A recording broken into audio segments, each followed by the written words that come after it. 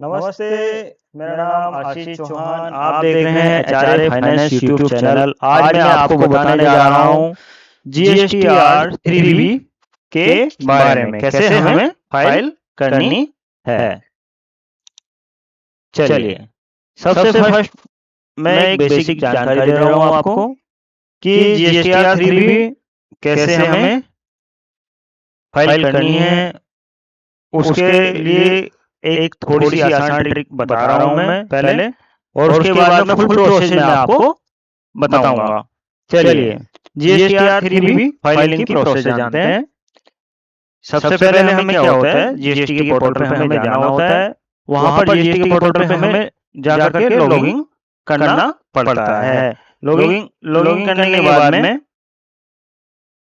User ID से login कर लिया, हमने पासवर्ड डाल दिया। फिर हमें रिटर्न डैशबोर्ड पर जाना है। रिटर्न डैशबोर्ड में जाएंगे और इसमें रिटर्न मेन्यू से रिटर्न डैशबोर्ड पर क्लिक करेंगे। फिर तीसरा होता है सेलेक्ट फाइनेंशियल ईयर और रिटर्न पीरियड। इसमें क्या करेंगे, फाइनेंशियल ईयर चुनेंगे, रिटर्न पीरियड चुनेंगे। मान लेते हैं जैसे रिटर्न पीरियड अभी हमारा जुलाई 26 है, जुलाई 2026 है, वो सिलेक्ट करेंगे। उसके बाद में हम उस चौथा ऑप्शन जो होगा हमारा वो होगा select GSTR 3B। GSTR 3B में रिटर्न टाइप में जीएसटीआर 3B सेलेक्ट करेंगे और सर्च पर क्लिक करेंगे। पांचवा जो हम काम करेंगे वो है fill detail in GSTR 3B।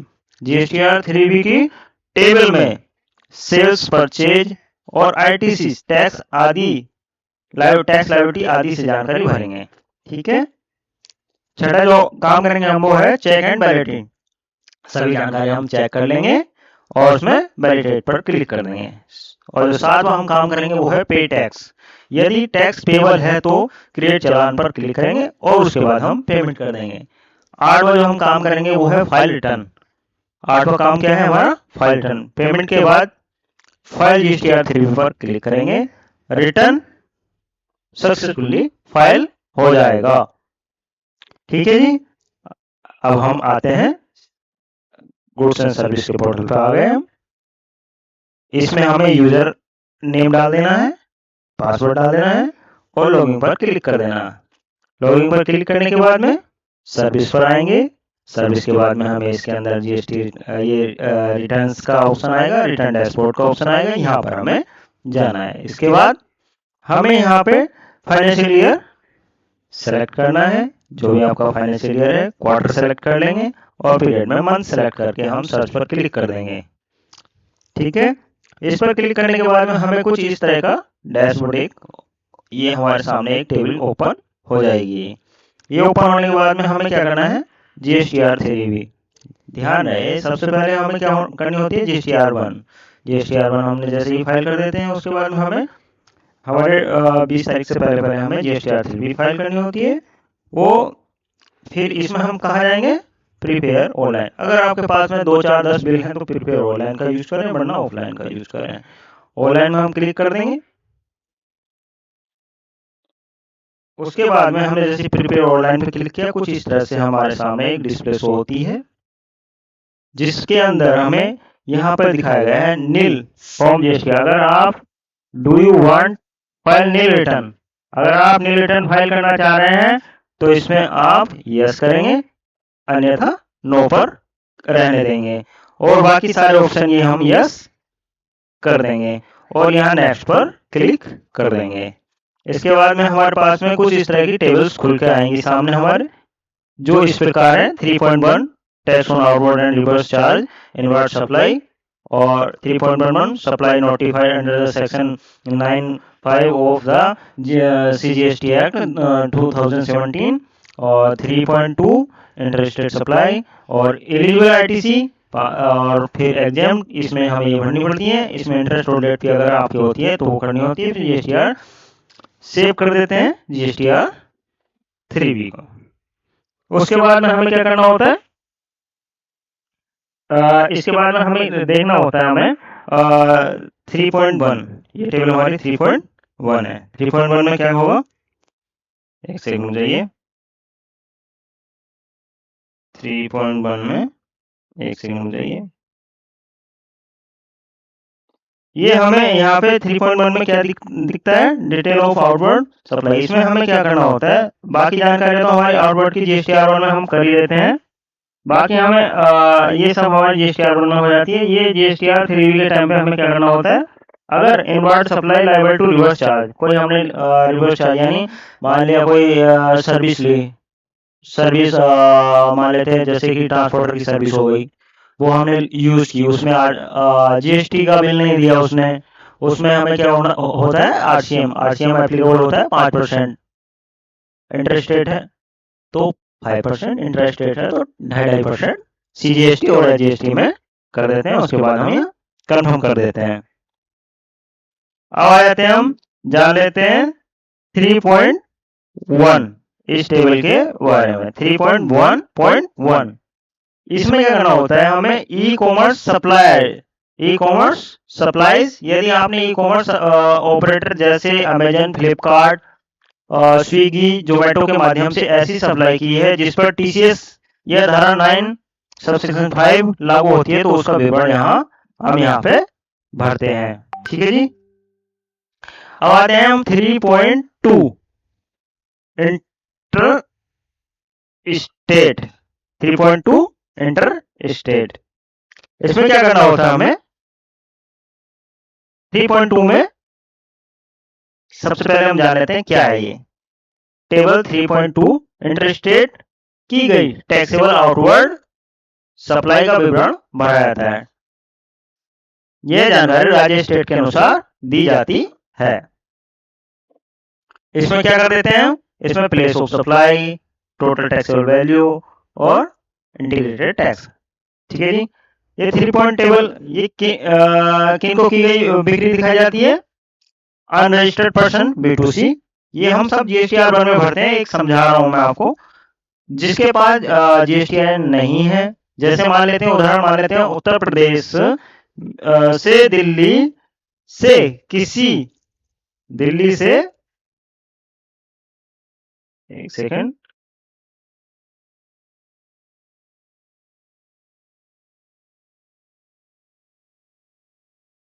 आपको दिख रहा होगा, उत्तर प्रदेश से दिल्ली के किसी ग्राहक को माल बेचा, उसके पास GST नंबर नहीं है, तो वो क्या हो गया, अनरजिस्टर्ड पर्सन हो गया, B2C में चला जाएगा। दूसरा क्या हो जाता है, कंपोजिशन टैक्सेबल पर्सन, जो कंपोजिशन स्कीम में रजिस्टर्ड होता है। नंबर तीसरा क्या हो जाता है, UIN होल्डर, जैसे दूतावास, एम्बेसी, UN अनरिकॉग्नाइज्ड और जिन्हें UN मिला होता है।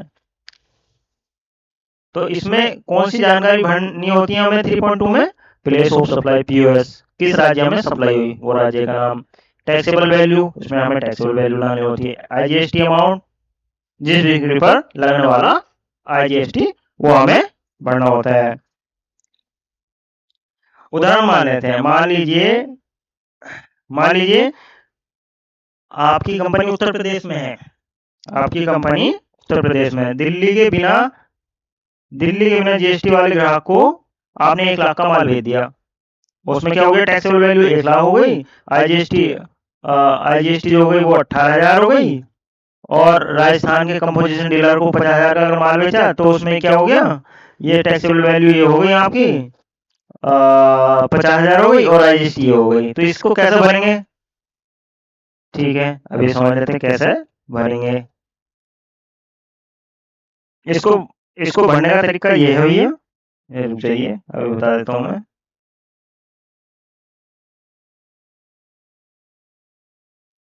ये जो है इसको भरने के प्रकार ये है, प्लेस ऑफ सप्लाई में दिल्ली डाल दिया और अनरजिस्टर्ड पर्सन कर दिया,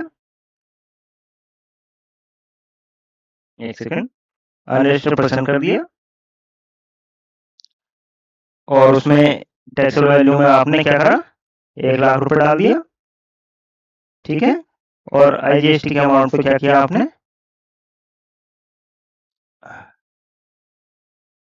एक सेकंड, मैं इसको थोड़ा सा साफ कर देता हूँ आपको समझाने के लिए, थोड़ा सा क्लियर कर देता हूँ, क्योंकि थोड़ा सा समझ में नहीं आएगा आप लोगों के, मेरे हिसाब से जो मैं समझ रहा हूँ।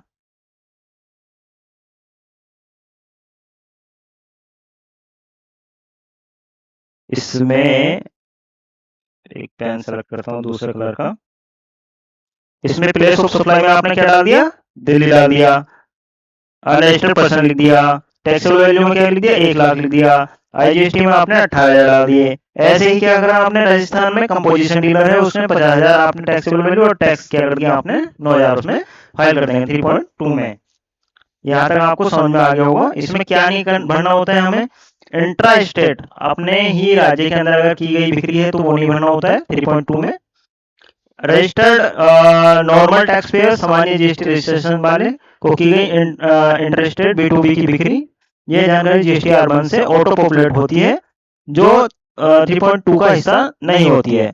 एग्जाम्प्ट नील, नील रेटेड और नॉन जीएसटी सप्लाई ये नहीं भरते। केवल इसमें क्या करते हैं, केवल हम इसमें इंटरेस्टेड टैक्सेबल सप्लाई ही दिखाएंगे, प्लेस ऑफ सप्लाई चुनेंगे, टैक्सेबल वैल्यू और आईजीएसटी की राशि रखेंगे। यह डेटा जो होगा जीएसटी R1 से मेल खाना चाहिए। अब आते हैं हम 3.2 में क्या आगे है ये, अभी जो हमने बताया 3.2 के बारे में आपको ये थोड़ी सी जानकारियां दी कि कैसे कैसे क्या होता है। एक सेकंड मैं इसको जरा थोड़ा सा साफ कर लेता हूं।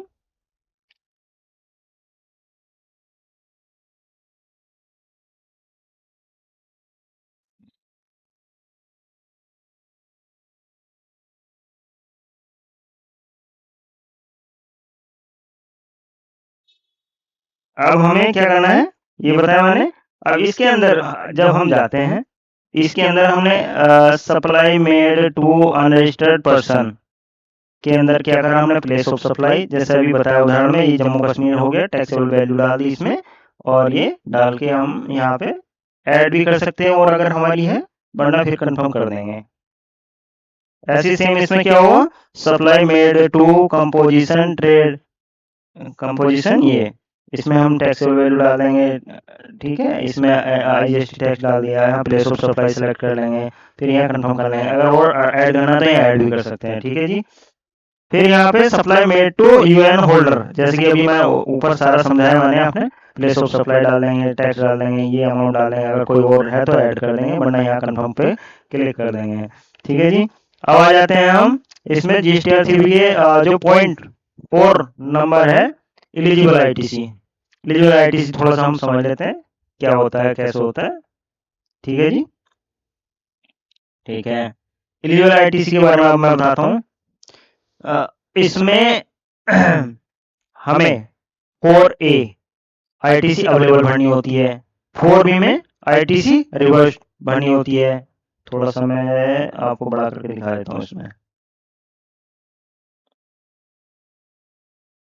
एक सेकेंड।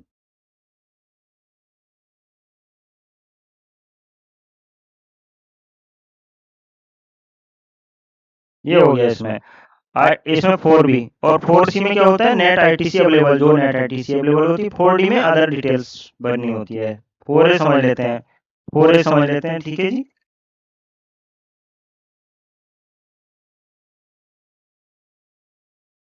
फोर ए आईटीसी अवेलेबल, जो आईटीसी आप क्लेम कर रहे हैं वो 4A का 1, थोड़ा सा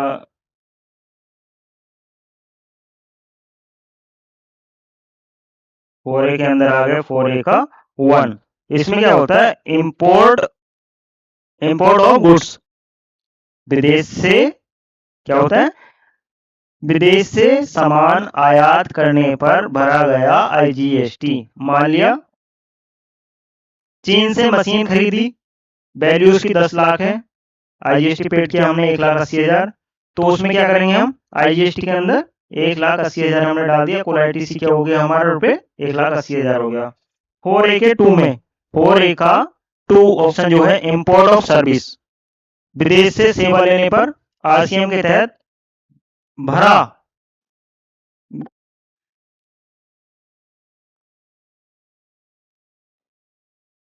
विदेश से सेवा लेने पर आरसीएम के तहत भरा आईजीएसटी का आईटीसी, ठीक है जी।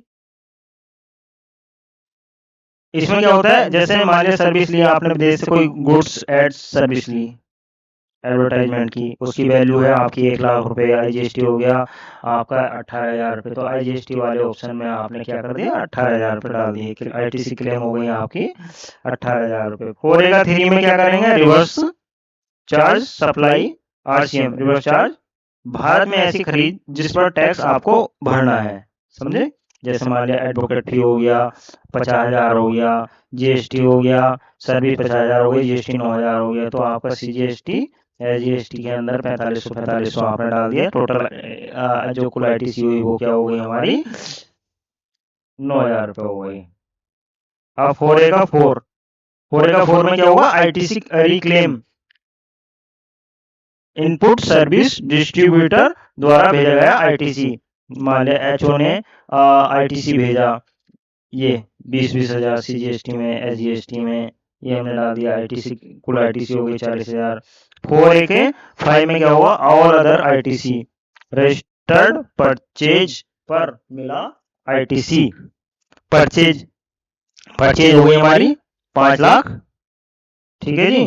परचेज क्या होगी भाई साहब हमारी 5 लाख रुपए हो गई। 5 लाख रुपए हमारी क्या हो गई, 1 सेकेंड,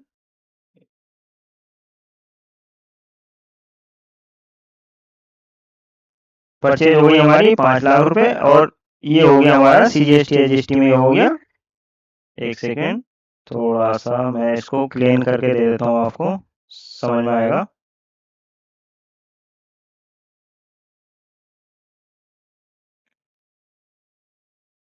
इसके 4A का 5 बता रहा था मैं, 5 लाख की हो गई, परचेज हो गई हमारी, और CGST SGST में 45 हो गया, और 90,000 कुल ITC हो गई।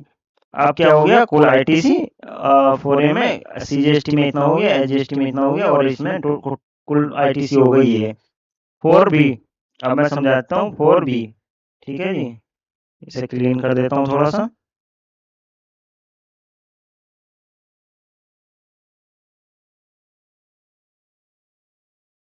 फोर बी में क्या है, 4B कहता है ITC रिवर्स, जो ITC जो वापस रिवर्स किया गया। 4B का 1 किस प्रावधान के तहत है, rule 38, rule 42, rule 43, section 70 subsection 5। इसके अंदर हमें क्या होता है, ITC रिवर्स करनी होती है। इसके अंदर क्या होता है, रूल 42 कहता है कॉमन खर्च एग्जम्प्ट सप्लाई के कारण, जैसे मान लेते हैं ऑफिस एंड पर्सनल दोनों उपयोग वाली बिजली पर ITC 10,000, रिवर्सल 2,000, समझ गए। इसमें क्या हो गया, रिवर्सल क्या हो गया 1,000 CGST में, और कुल क्या हो गया 2,000 हमने रिवर्स किया। और बिलो क्रेडिट 17 सबसेक्शन 5, जैसे car, personal expense, club membership आदि, ये क्या हो गया इसके अंदर गई। कार परचेज की इसकी जो थी CGST GST जो थी 1,80,000 थी, ITC इसमें क्या होगी, अलाउड नहीं होगी। इसमें यहाँ पे जाके हम रिवर्स करेंगे।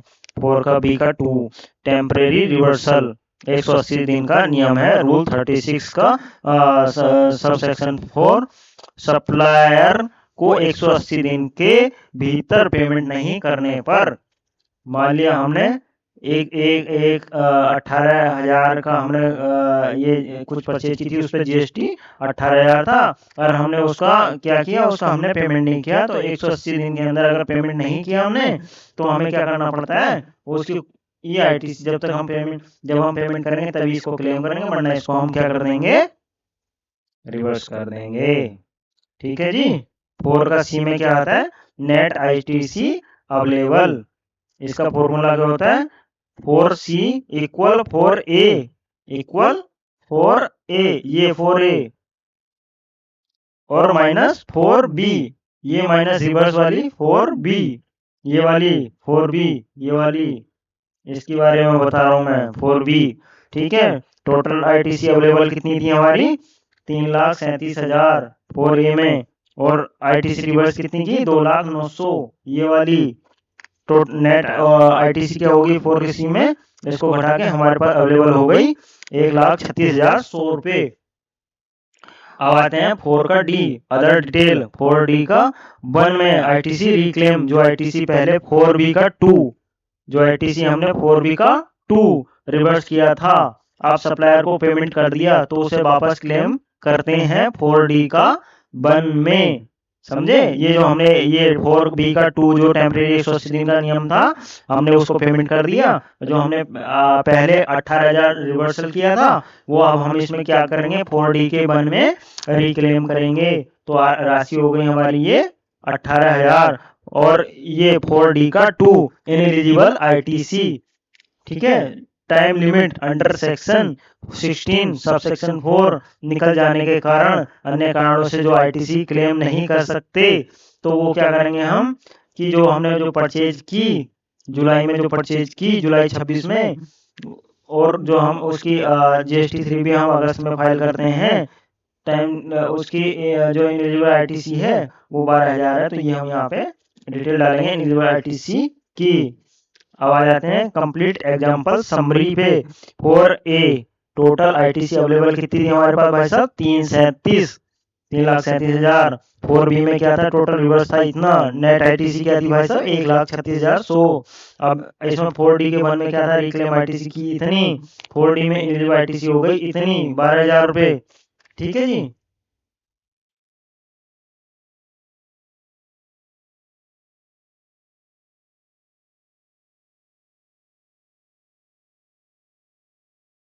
थोड़ा सा क्लीन कर लेता हूँ। यहाँ तक आप लोगों की समझ में शायद, मैं समझता हूँ कि आई होप आगे होगा।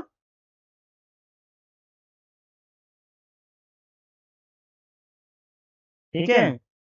यहाँ पे ये हो गया। अब हमें किन चीजों का हमें ध्यान रखना है टेबल 4 भरते समय। सबसे पहले हमें क्या ध्यान रखना है, जीएसटीआर 2B से आईटीसी का मिलान कर लेना है। 2B से आईटीसी का मिलान, यानी अपने परचेज रजिस्टर, अपनी जो मान लिया आप टैली पे काम कर रहे हैं, किसी और सॉफ्टवेयर पे काम कर रहे हैं, उससे परचेज रजिस्टर को डाउनलोड कर लेंगे, और उधर जीएसटी पोर्टल से हम 2B को डाउनलोड करके उसकी आईटीसी का मिलान कर लेंगे। और फिर उसका आरसीएम टैक्स पहले टेबल 3.1D में जो भरेंगे, फिर 4A का 2 और 4A का 3 में आईटीसी लेंगे। ठीक है। और फिर रूल 42, रूल 43 और सेक्शन 75 से 17 और सब सेक्शन 5 के अनुसार आईटीसी रिवर्सल करेंगे। जो हमारा 180 दिन के भीतर पेमेंट न होने पर आईटीसी 4B का 2 में जो हमने रिवर्स, उसको हम रिवर्स करेंगे। भुगतान होने पर हम 4A का 5 और 4D का 1 में दोबारा क्लेम करेंगे। नेट आईटीसी 4C, एक सेकेंड इसको हटा दूं, नेट आईटीसी 4C की इलेक्ट्रॉनिक क्रेडिट लेजर में उपलब्ध होती है। ठीक है जी। और जल्दी समझेंगे थोड़ा फ्लो चार्ट से। Purchase import RCM, tax paid कर दिया, आईटीसी अवेलेबल हो गई, आईटीसी रिवर्स हो गई, नेट यहाँ हमने क्लेम कर ली, फिर यहाँ नेट आईटीसी हो गई। अब आ जाते हैं थोड़ा सा विस्तार, थोड़ा सा समझा देता हूँ मैं।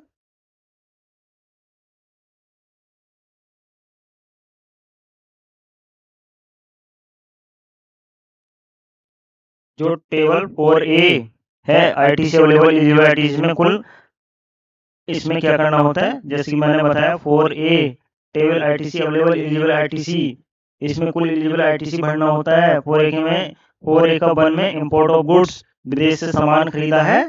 एक सेकेंड, उदाहरण मान लिया इंपोर्ट ऑफ गुड्स की वैल्यू क्या है आपकी 5 लाख, आईजीएसटी पेड किया 90,000, तो इसे यहाँ भरेंगे। आपको थोड़ा सा सिंपल और समझा देता हूँ मैं।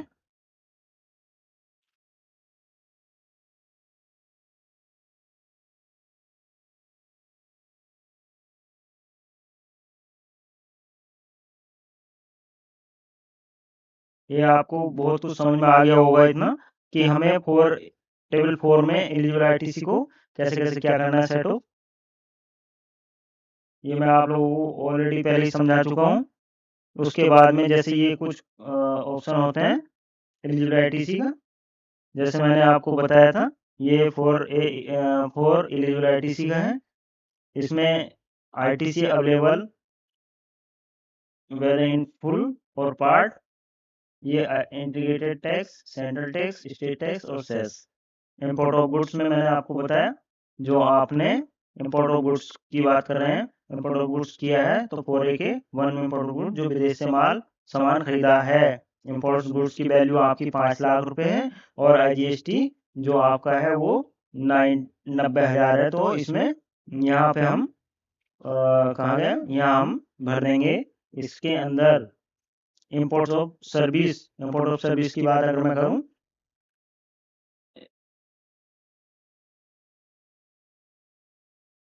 मान लिया आपने भैया इसमें इंपोर्ट ऑफ सर्विस 4A का 2, ये 4A का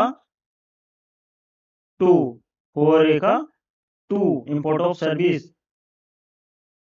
4A का 2 इंपोर्ट ऑफ सर्विस। मान लिया import of service, 1 second, import of service आपने विदेश से सर्विस ली, तो उदाहरण क्या है, गूगल एड्स लिया या फेसबुक से एड्स की या सॉफ्टवेयर को सब्सक्रिप्शन लिया, गूगल से कुछ लिया, सॉफ्टवेयर खरीदा, कुछ लिया आपने, इंपोर्ट सर्विस की, तो उसका आईजीएसटी क्या है 18,000। तो आप कहाँ करेंगे, for import of service 4A का 2 में यहाँ पे आप कर देंगे। अब आ गया 4A का 3 में क्या है, inward supply liable to reverse charge other than 1 and 2 above, ठीक है, inward supply liable to reverse charge.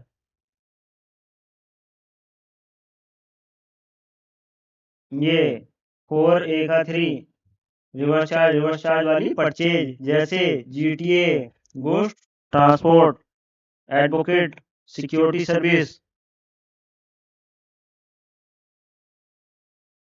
मान लिया आपने ट्रांसपोर्टर की सर्विस ली, उसमें जीएसटी पेड किया आपने 3600 रुपए, मान लेते हैं इसमें सीजीएसटी एसजीएसटी में 1800 रुपए आपने किया, तो आप कहाँ भरेंगे इसमें, यहाँ पे आप सीजीएसटी में है, आईजीएसटी में या कहीं भी है, तो आप यहाँ पे दिखाएंगे। अब आते हैं 4A का 4 इनवर्ट सप्लाई फ्रॉम आईएसडी, इसको समझ लेते हैं।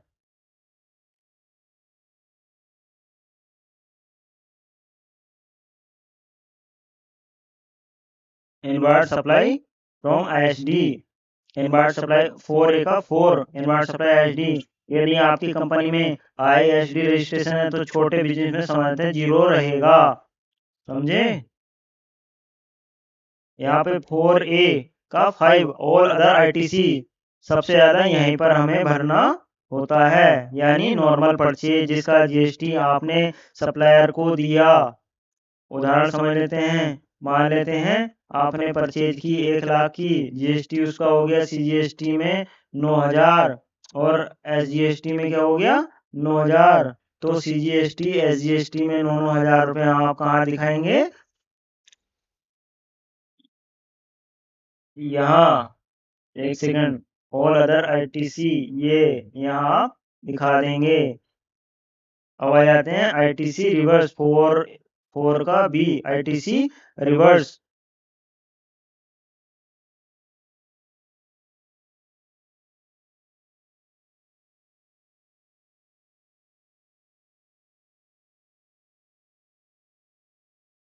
अभी तक हमने क्या बताया आपको हम ये बता रहे थे,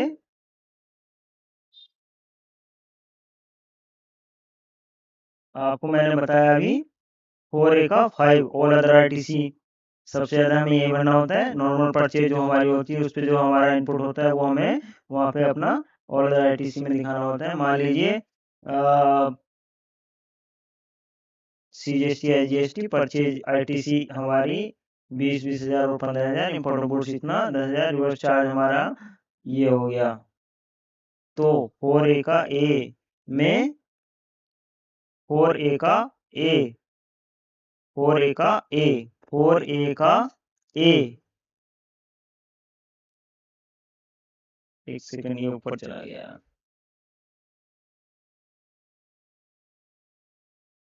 4A का A, 4A का A, ठीक है जी। कहाँ गया, अभी बताते हैं हम।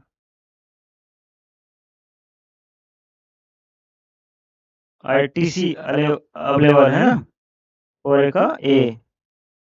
जो इम्पोर्ट ऑफ गुड्स किया, इम्पोर्ट ऑफ सर्विस कर ली थी हमने, इसके बारे में बता दिया आपको, इसके बारे में बता दिया, ये बता दिया। ऑल अदर ITC जो हमने परचेज की उस पर CGST है, GST इतना आया, इतना आया, तो हम क्या करेंगे, यहाँ पे सीधा सीधा यहाँ पे हम दिखा देते हैं इम्पोर्ट ऑफ गुड्स सर्विस और अदर ITC में। और जो रिवर्स वाली है 4 का B, ITC रिवर्स, जिस ITC का लाभ नहीं मिलेगा 4B का भी, on account of the rule ये rule 38, rule 42, rule 43 and section 17 का 5। इसमें जैसे office, party, personal expense, motor car, ITC इसमें बिलोंग जो होती है वो हम इसमें दिखाते हैं 4B का 1 में। 4B का 2 में क्या दिखाते हैं, other than above, other reversal, supplier ने रिटर्न फाइल नहीं किया, क्रेडिट नोट है या रॉन्ग ITC आदि, हम इसमें क्या करते हैं 4B का 2 में other than above other reversal, इसके अंदर हम 4B का B में, यहाँ पर 4B का B में हम कर देते हैं 4B का B का 2, इसमें 4B का 2, इसके अंदर हम क्या कर देंगे, यहाँ पर दिखाते हैं डिटेल, जो सप्लायर ने रिटर्न फाइल नहीं की तो उसकी हम यहाँ पे दिखाते हैं। 4 का C, net ITC eligible ITC after reversal, net ITC eligible ITC after reversal 4 का C। 4A का A और माइनस B, 4A का A माइनस B, A का A हो गया और B हो गया हमारा ये, समझे भाई साहब। तो ये हो गया एलिजिबल ITC हमारी, कहाँ गई एलिजिबल ITC, एलिजिबल ये है 4A का A में हमारा उदाहरण ये था ये, तो 22,500 यहाँ लिख दिया, 22,500 यहाँ लिख दिया और 25,000 ये हो गई IGST में, और ये लेस हो जाती है, जो रिवर्स की हमने वो लेस हो गई, तो यहाँ आ गया, ठीक है। 4D का इनएलिजिबल ITC केवल सूचना के लिए, 4 का D, ये other ITC reclaimed which was reversed under taxable 4B का 2 in earlier tax period, और दूसरा पहला ये हो गया और दूसरा ये हो गया eligible ITC under section 16 subsection 4 ITC restricted due to POS rules, ठीक है। अब ये उदाहरण समझ लेते हैं। 4D में का 1 एलिजिबल ITC सेक्शन 75, मान लिया पर्सनल कार है, क्लब मेंबरशिप, पर्सनल आदि है ना, ये जो पर्सनल में आ जाते हैं वो आपको यहाँ पे सेक्शन 75 के उसमें CGST GST में आप दिखा देंगे। 4 के D का 1 में आप ये दिखाएंगे, 4 का D का 1, 4D का 1 में आप यहाँ पे ये दिखाएंगे। और 4D का 2 में क्या है, अदर इनेबल ITC एक्स, मान लिया एक्सपायर्ड टाइम लिमिट हो गई, रॉन्ग इनवॉइस है, सप्लाई एलिजिबल नहीं है आदि, उसका हम 4D का 2 में हम यहाँ पर दिखा देंगे। 4D का 2 ये वाला, इसमें हम यहाँ पे दिखा देंगे, ठीक है।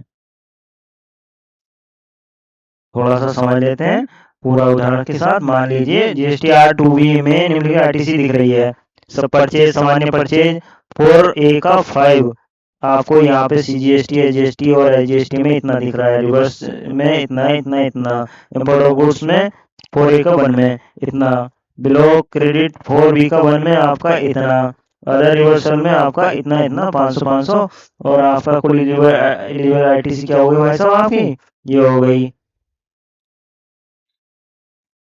ठीक है। एलिजिबल ITC 4A के में आपके पास इतनी हो गई, नेट ITC 4A का A और माइनस 4B लेस किया तो आपके पास ये बचा, ठीक है।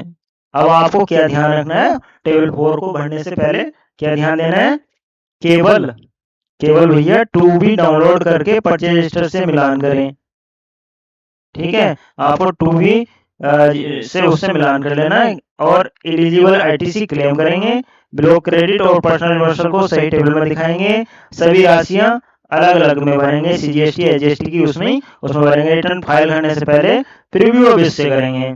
महत्वपूर्ण पॉइंट, आईटीसी का लाभ तभी मिलता है जब सप्लायर ने जीएसटी R1 फाइल किया हो। आईटीसी लेने की अंतिम तिथि क्या होती है? रिटर्न ड्यू डेट उसकी अगली माह की 20 तारीख होती है। केवल बिजनेस पर्पज की परचेज की आईटीसी ही क्लेम करें। अब यहाँ तक आपको समझ में आ गया, पूरा मैंने समझाया। अब आपको इस पे सारी डिटेल फिल करने के बाद में कंफर्म पे क्लिक कर देना है। कंफर्म पे क्लिक करने के बाद में आपको अब आपको क्या करना भैया, अब आपको ये हमने डिटेल फिल करी, हमने ये डिटेल आपकी फिल कर दी। अब आप यहाँ पे सेव GSTR3 भी कर देनी है। ठीक है जी। अब इसके अंदर जो 5 ऑप्शन आता है, exempt nil and non GST inward supply, ठीक है, इसके बारे में हम बता देते हैं।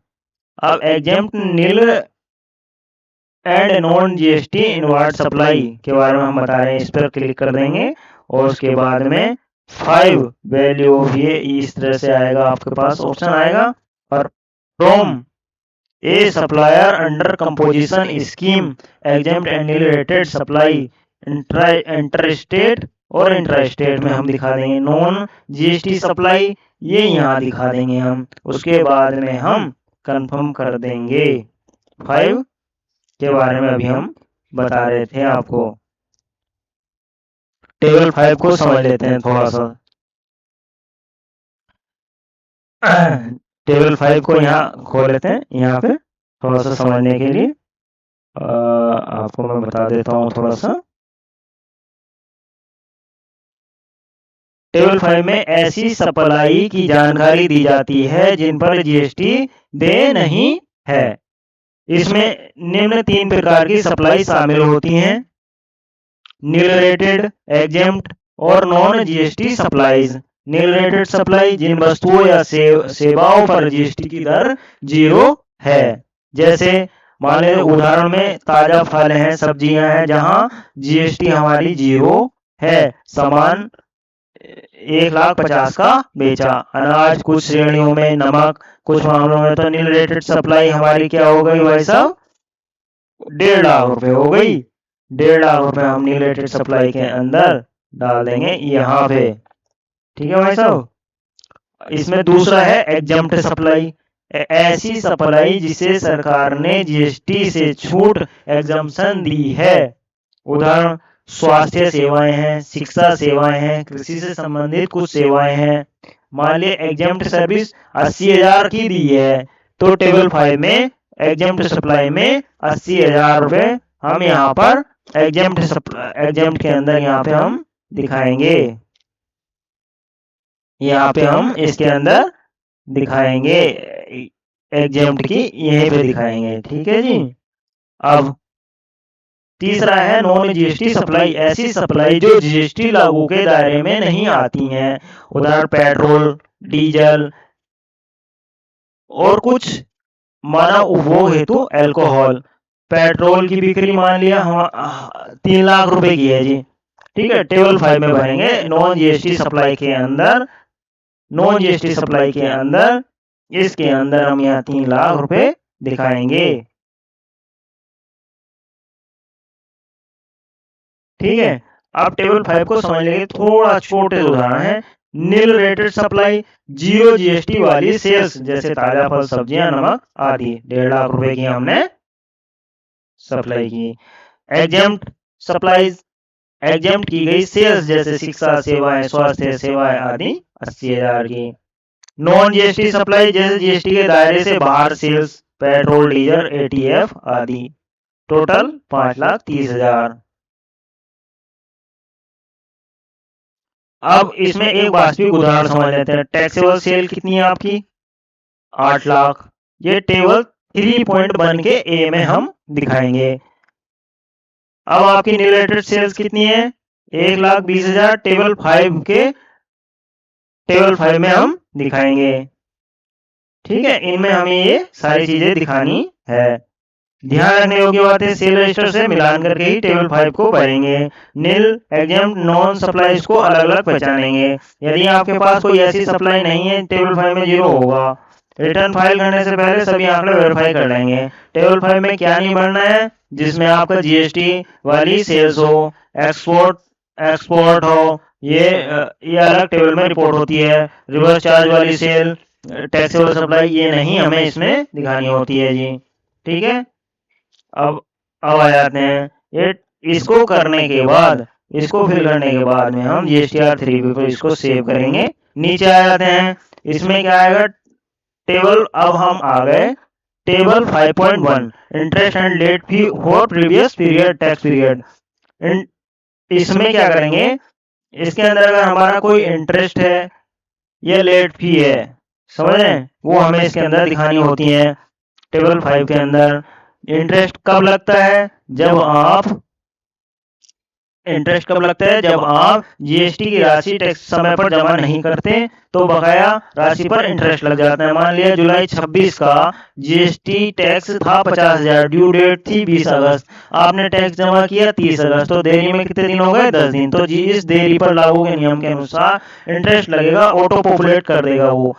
लेट फी कब लगती है, लेट फी जब लगती है जब आप GSTR3B रिटर्न जो तिथि होती है उसके बाद करते हैं। मान लिया ड्यू डेट है 20 अगस्त, आपने 25 अगस्त में की, देरी हो गई 5 दिन, तो लेट फी लगेगी।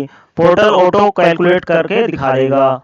ठीक है, ये टेबल 5 में ये जैसे भी आपके इंटरेस्ट लग गया, ये थोड़े से उदाहरण है, यहाँ पे हमें भर देनी है, ऑटो पॉपुलेट होकर आ जाएगा। आप एक बार फिर भी अपने चेक कर लेंगे। उसमें थोड़ा सा मैं ये बता देता हूँ, ये लेट फी जो होती है वो 50 रुपए प्रतिदिन होती है। CGST 50 रुपए प्रतिदिन, SGST में भी 50, और अधिकतम 5,000 रुपए वैल्यू होती है। IGST में 100 रुपए प्रतिदिन होती है, सेस में 50 रुपए प्रतिदिन होती है। ठीक है, ये 50 रुपए और 100 रुपए के दिन के हिसाब से अपना होती है। फिर इसके बाद में हम सारी ये लेट फी और ये चेक करने के बाद में हम कंफर्म कर देंगे। उसके बाद में हम ये बाहर आ जाएंगे। फिर यहाँ पे हम GST3B सेव कर देंगे। सेव करने के बाद में हम एक बार प्रीव्यू ड्राफ्ट GSTR3B हम चेक करेंगे। कुछ इस प्रकार से हमारी ये ड्राफ्ट, इसके अंदर देख रहे होंगे आपको, ये ड्राफ्ट लिखा हुआ नजर आएगा। आप इसको अच्छे से चेक करेंगे, ये क्या हमारे सारी डिटेलें सही फिल है या नहीं है, वो चेक कर लेंगे। ठीक है, और कोई अगर एडिशनल कैश की रिक्वायरमेंट होगी तो उसको आप पेमेंट करना होता है। प्रोसीड टू पेमेंट करके हमें इंटरनेट बैंकिंग के थ्रू पेमेंट करना होता है। और मान लिया आपको अब हमें टैक्स पे करना है, हमने सारी चीजें डिटेल कर दी। मान लिया हमारे पास कोई बैलेंस नहीं है, कैश लेजर में, कैश क्रेडिट, किसी भी उसमें लेजर में हमारा बैलेंस नहीं है, तो क्रिएट चालान करेंगे। क्रिएट चालान करने के बाद में हम ये CGST में, IGST में या SGST में जिसमें भी जो बन रहा है वो हम भरने के बाद में जनरेट चालान कर देंगे। उसके बाद में हमारे कैश क्रेडिट उसके बैलेंस के अंदर आ जाएगा। उसके बाद make payment post credit to ledger में हम क्लिक कर देंगे, ऑटो वो कर लेगा। और उसके बाद में प्रोसीड टू फाइल पर क्लिक कर देंगे। प्रोसीड टू फाइल क्लिक करने के बाद में आपको एक वेरिफिकेशन आएगा, उसमें आप अपनी पार्टी का नाम चुनेंगे और फाइल विद EBC से या डिजिटल सिग्नेचर है तो उससे आप उस पर क्लिक करके एक OTP आएगा रजिस्टर्ड मोबाइल नंबर पे और ईमेल ID पर, वहां पर वेरीफाई पर क्लिक कर देंगे OTP डालकर, और आपकी GST3B रिटर्न सक्सेसफुली फाइल हो जाएगी। उसके बाद में आपको GSTR जो डाउनलोड कर लेंगे 3B को, 3B जब आपको जैसे डाउनलोड कर लेंगे तो इसमें फाइल आएगा, ये दिख रहा होगा आपको, फाइल लिखा हुआ है, उसमें ड्राफ्ट था, इसमें फाइल हो गई, यानी आपकी GSTR3B फाइल हो चुकी है। एक बार फिर भी चेक करने के लिए आपको क्या करना है, फाइल रिटर्न पर जाना है, फाइनेंशियल ईयर डालेंगे, क्वार्टर डालेंगे, पीरियड डालेंगे और सर्च पर क्लिक कर देना है। सर्च पर क्लिक करने के बाद में आपके सामने ये फाइल नजर आएगा, यानी आपकी GSTR3B रिटर्न फाइल हो चुकी है। धन्यवाद। और मेरे चैनल को लाइक, सब्सक्राइब, शेयर करना ना भूलें। धन्यवाद।